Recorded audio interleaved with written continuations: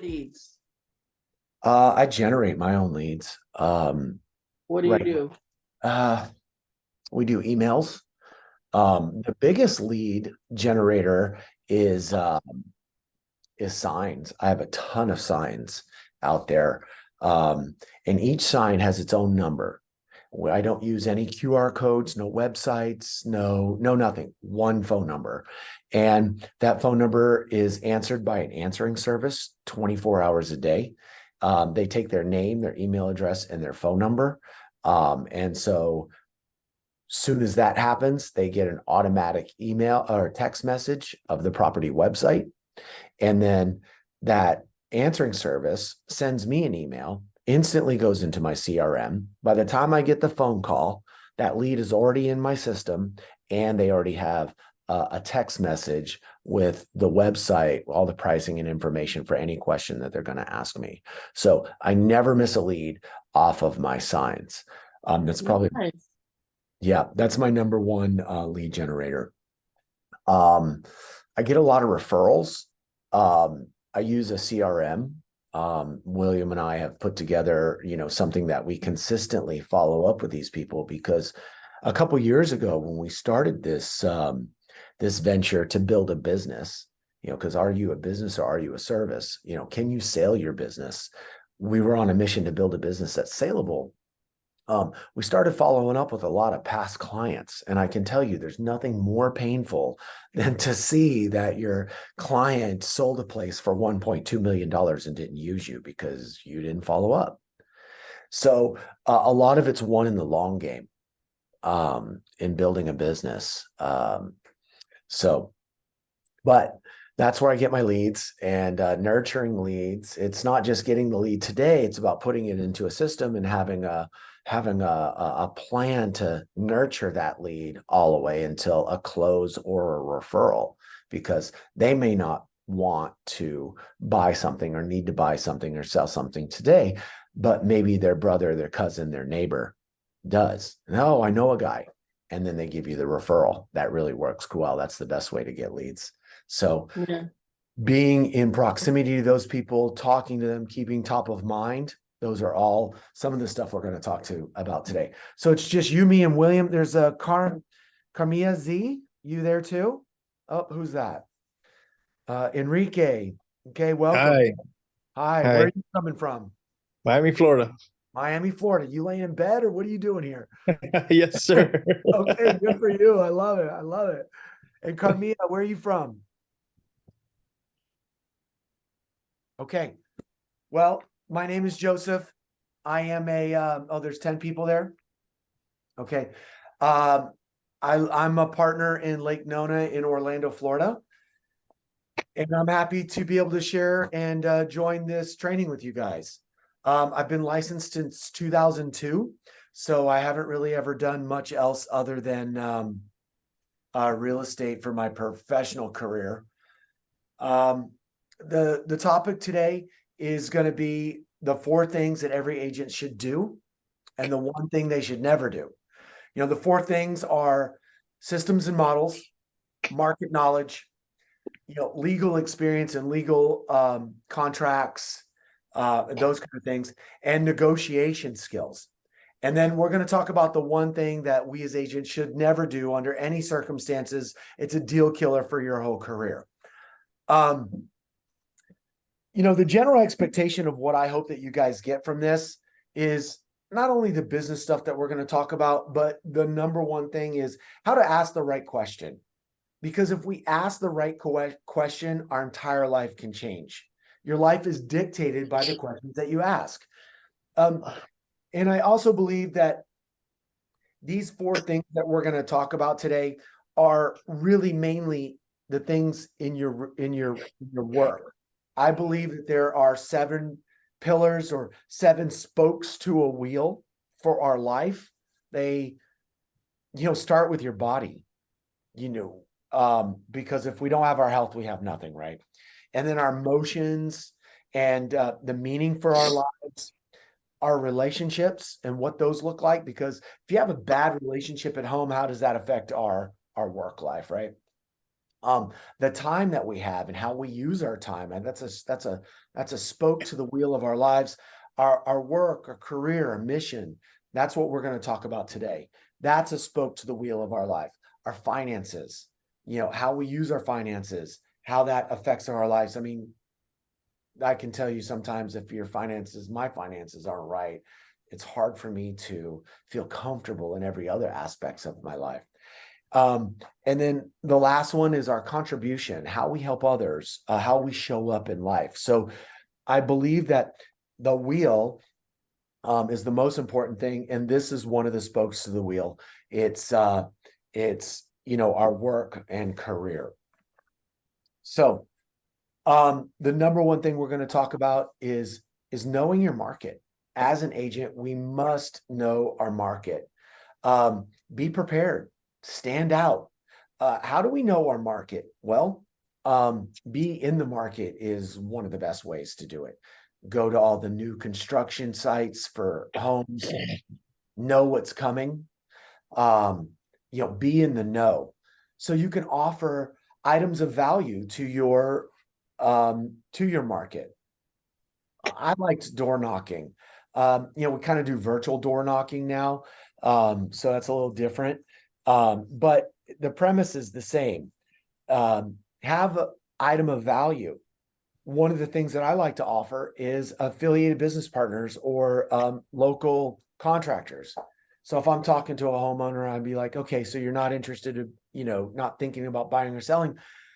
We have some great resources with other local community members, roofers, plumbers, electricians, handymen, pool cleaners, landscapers. I don't know if you need any of these things, but we have some of the best people. We've already vetted their services. And I put a piece of paper in their hand, or I email them something, or I ask for their information so I could text message it to them.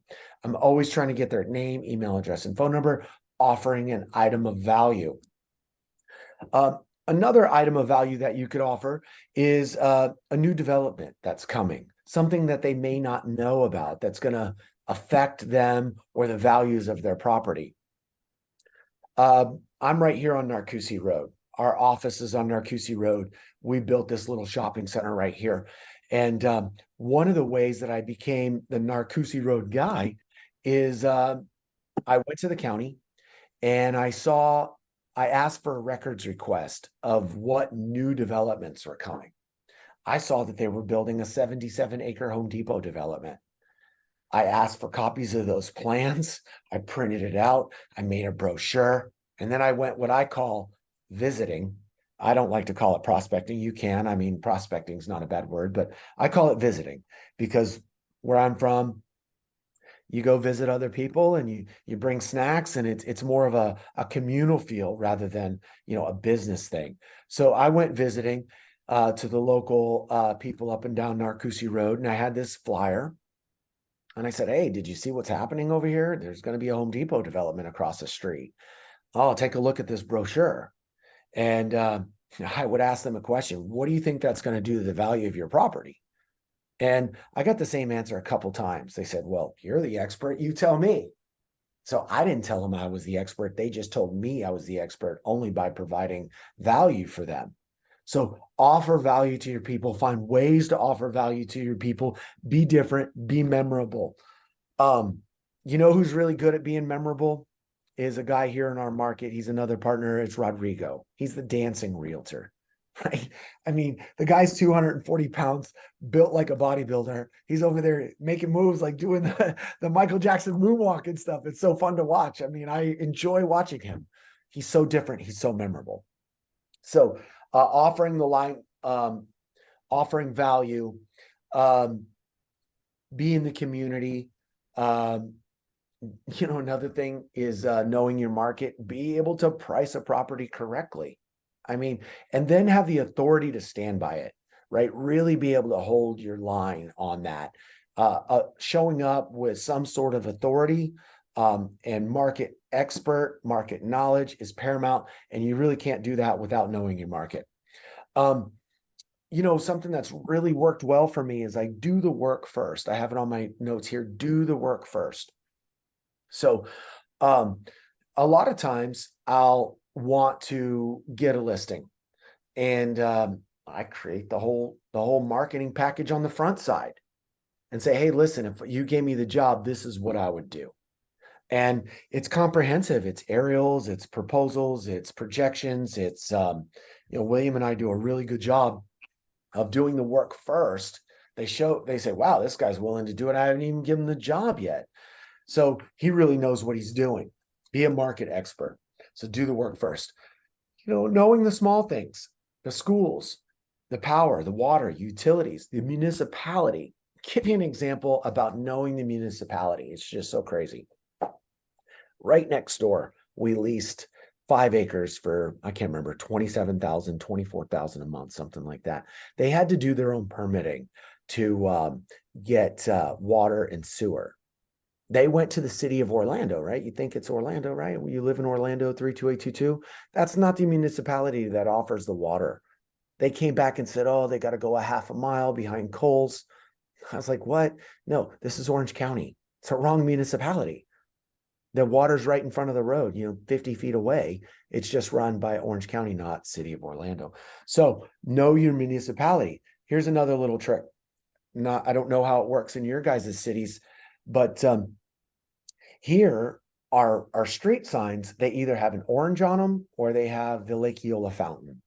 The Lake Eola Fountain represents the city of Orlando municipality. The orange represents Orange County. So know your market. Be the expert. Know your inventory levels, your days on your market, your employment opportunities, your household income, the tax base, the millage rate. I mean, just become the expert. So number one thing every agent should know is know your market. Okay. Number 2, is there any questions on that? No, thank you. Number 2 is, know the legal ramifications, have some resources. Can anybody tell me what the criteria is for the DBPR under Chapter 475 as an agent? Anybody remember? Okay, let me tell you. Skill, care, and diligence. I want you to write that down if you can. Skill, care, and diligence. I mean, that is so broad. Use skill, operate with care, and be diligent. That's what the state of Florida requires of us as Chapter 475. We are experts in Chapter 475. And if they deemed that we violated or haven't used skill, care, and diligence, then we can be in violation. So if you really understand that, ask yourself that question later. Ponder that statement. You really understand why it's important that we need to be experts, or that we need to have resources in our legal capacity. And use your resources. And what are they? I love the legal hotline. I use the legal hotline as much as I can. They're on my phone. Have a lawyer that you can call. Be able to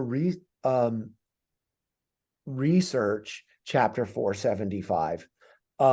Here's a big one. How about reading the contracts that we present to our people? So many agents like, what do I know? What do I do? What's the deal? Well, did you read your contract? I can pretty much tell you what section that's going to be in your contract. Read your contracts. Educate yourself. Know the zoning. Know the permitting. Research Muni Code and know local municipality websites. Here's something that's okay. I don't know is okay. If you don't know, don't pretend that you do. Say, that's a great question. Would it be okay if I can get back to you? I have some mentors. I have some resources. I have the ability to find that answer. Let me get back with you immediately. People love when you say that.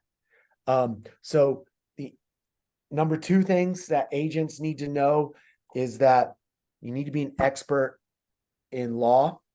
That's what the DBPR considers you as a legal, considers you as a licensed real estate expert, is a expert in the chapter 475. So I also want to say it's never a lack of resources. It's always a lack of resourcefulness in anything that you do, especially in law. So if you get in trouble or you don't really know, it's because you didn't know.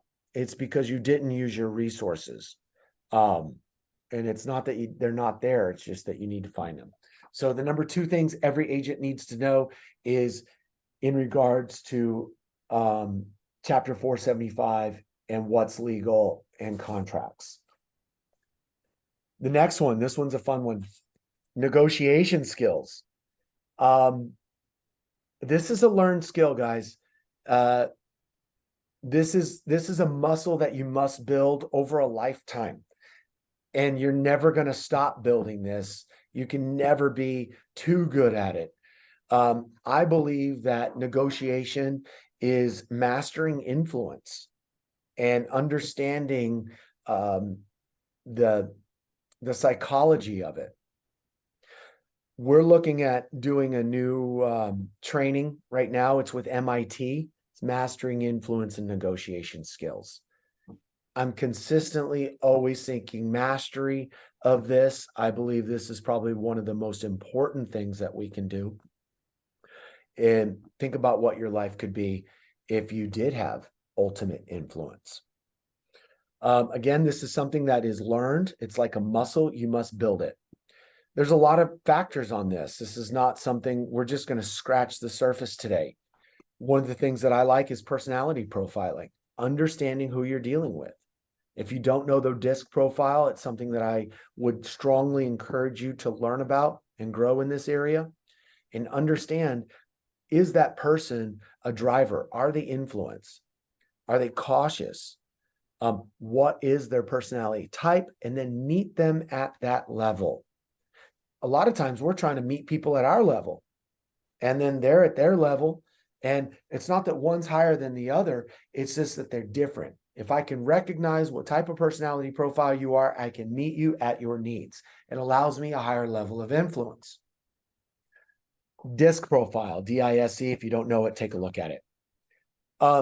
It makes a huge difference when you enter into that negotiations with certainty and power. It allows you to influence them a little bit more. This, again, is a learned skill. Getting into your highest level of influence or state as you're entering into that process will really help you there.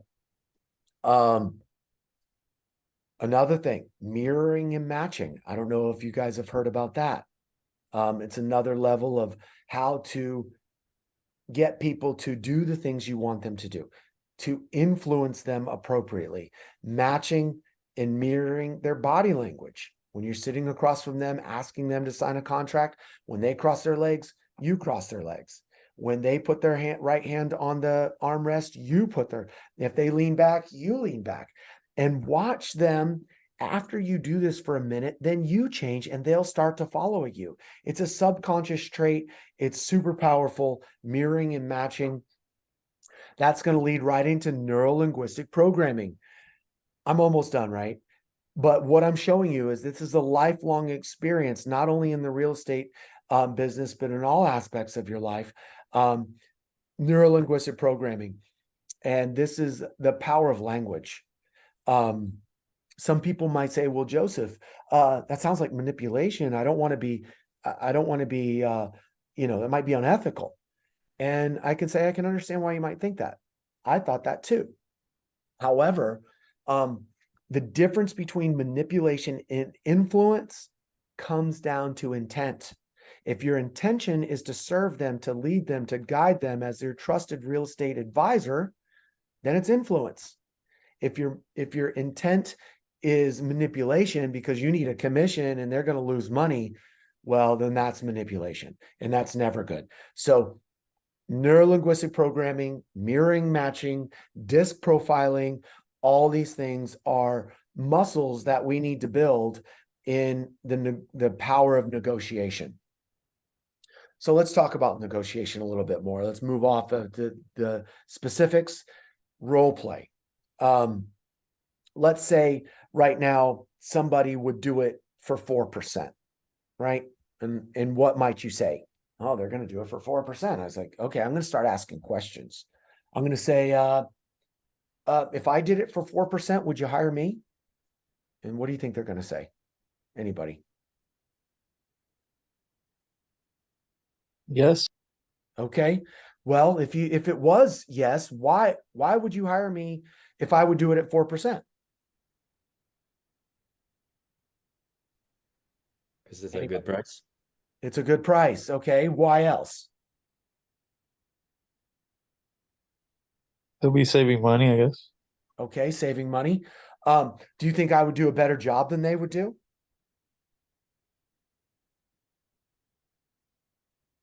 Sure.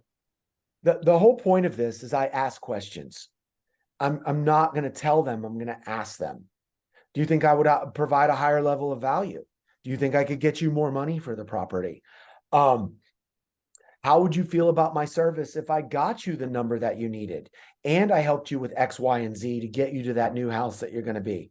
Why are you moving? Oh, your grandma's sick? What's going to happen if you don't get there? Oh, you got a new job. There's a time frame.